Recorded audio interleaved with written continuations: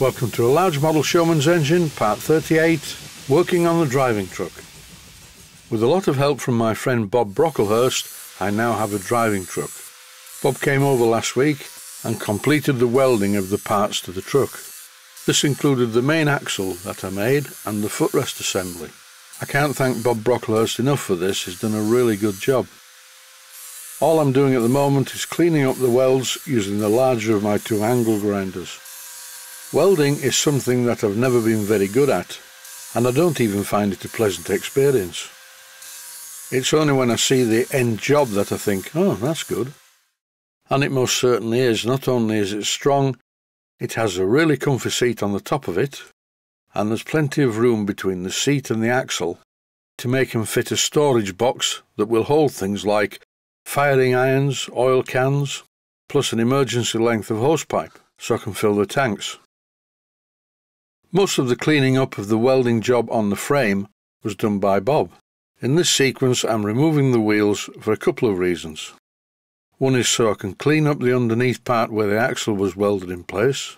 I don't think this axle is going to bend anytime soon. And the entire assembly is a very strong structure. This is the part of the riding truck that sticks out at the back. I need to buy some good quality plywood to make a really good box that fits in here. But before doing that, I have to think about the design of the box. I will also need to take the box into consideration when I fit the towing bracket. And here's what I'm going to make the towing bracket out of, a piece of 1/4 inch thick angle. But before I do that, I'm going to continue the cleaning up job. This time though, I'm using a gentler method. This is my Proxxon angle grinder, and it's surprisingly powerful. It's fitted with sort of a flapper wheel, and it's quite gentle if you want it to be, but if you press on, it removes the metal. It leaves a much finer finish than my big angle grinder too. Once I've cleaned up all the metal parts with the angle grinder, I'm going to take them to a place just down the road from here to have them first of all shot blasted and then powder coated. Before I can do that, I need to fit this bracket. Well, I need to make the bracket. I've marked out the positions for the holes, so it was over to the drilling machine and it came back like this. These holes are all 11 mm in diameter, and I will bolt the assembly to the frame using 10 mm bolts. You can't beat having a little bit of clearance when doing jobs like this. I decided to drill the holes in the box section using my small Bosch electric drill. I marked the fixing position just through the holes, using a felt tip pen as usual. And as you can see here, to make sure the hole goes through the metal where I want it to go, I use the centre drill first. Now I'm opening it up with the 11mm drill. Once I drill the hole all the way through, I use my Proxxon angle grinder just to deburr the holes. And once I've drilled the hole at the other side, I use the angle grinder to clean that up as well. This Proxxon angle grinder is an incredibly useful tool. I never thought I would use it quite as much as I do.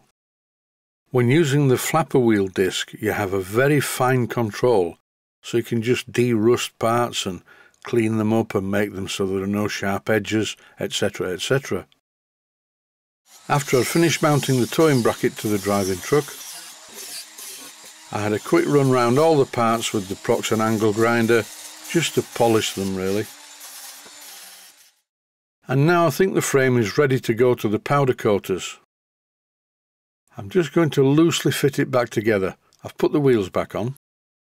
So here's just the frame sat on the wheels, and here's the seat fitted with the backrest folded down, and in this clip the seat is fitted with the backrest in the upright position. I'm actually going to lift the position of the seat very slightly, just to make it a fraction higher. This will compensate slightly for my weight sinking into the chair. It's very comfortable. While Bob was here, he also repaired a truck that I have in the garage. You haven't seen that. It holds coal and quite a lot of extra water, as well as being big enough to seat about 4 passengers. The next job is to go and see the powder coating company when they open on Monday morning. And that concludes this short video about the driving truck. It's very comfortable and ideal for the job. I'd just like to say stay safe, stay well, thanks for watching, and I hope you found it useful. Please take the time to visit my Mainsteam Models website and click on the section of the website that says Video Playlists. And by doing that, you can find other videos that you may like to watch. And by using the playlists, you can actually watch the videos back to back.